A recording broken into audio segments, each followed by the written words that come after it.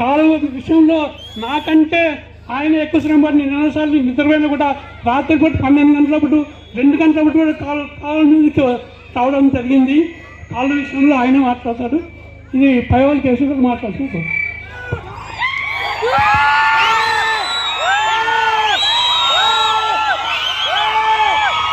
వేదికను అలంకరించినటువంటి పెద్దలకు,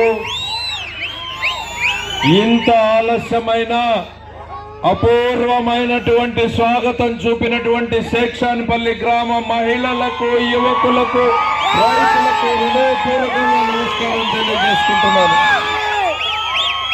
మీలో ఒకడిగా, మీ వాడిగా, మీ అన్నగా, మీ తమ్ముడిగా భావించి ఈ సమయంలో ఇంత ఆదరాభిమానాలు చూపిస్తున్న మీ అందరి రుణాన్ని నేను తీర్చుకోలేను అనేటువంటిది సందర్భంగా చెప్తా ఉన్నా.